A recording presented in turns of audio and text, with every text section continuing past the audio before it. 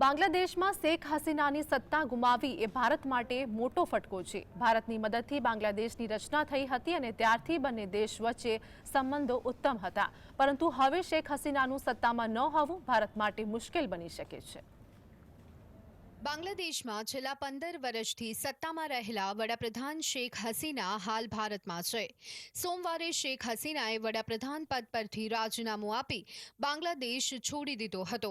બાંગ્લાદેશના ઇતિહાસમાં આવું પહેલીવાર બન્યું છે જ્યારે કોઈ વડાપ્રધાને સત્તા ગુમાવ્યા બાદ દેશ છોડવાની નોબત આવી હોય।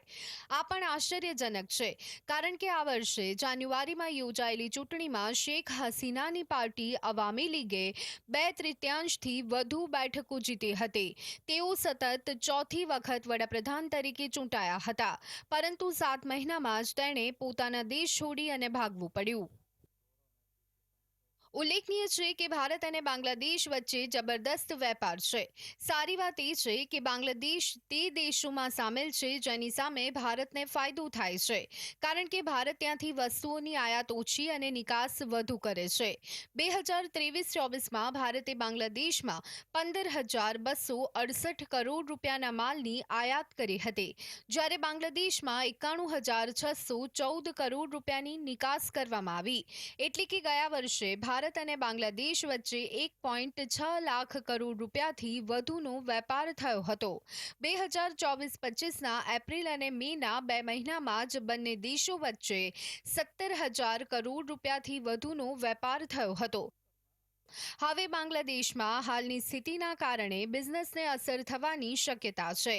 બોર્ડર પણ 2 દિવસ માટે બંધ કરવામાં આવી છે અને જ્યાં સુધી સ્થિતિ સુધરશે નહીં ત્યાં સુધી તેને ફરીથી ખોલવાની કોઈ આશા દેખાતી નથી। સ્વાભાવિક છે કે તેની અસર ભારતની નિકાસ પર પડશે। બાંગ્લાદેશમાં વચગાળાની સરકાર તરીકે મોહમ્મદ યુનુસ શપથ લેશે। તેમની સાથે 15થી વધુ સભ્યો પણ શપથ લઈ શકે છે, પરંતુ હાલ બાંગ્લાદેશમાં જે પ્રકારની સ્થિતિ પ્રવર્તી રહી છે તેની અસર ભારત પર પણ પડી શકે છે। હાલ શેખ હસીના સિવાય ખાલિદા જિયાની BNP ઇસ્લામિક કટ્ટરવાદની સાથે ચીન અને પાકિસ્તાનની વધુ નજીકની પાર્ટી કહેવાય છે અને તેનાથી ચીન અને પાકિસ્તાનને ફાયદો થશે, ભારતને નહીં। 2009માં શેખ હસીના વડાપ્રધાન બન્યા ત્યારથી ભારત અને બાંગ્લાદેશ વચ્ચેના સંબંધો વધુ મજબૂત બન્યા છે।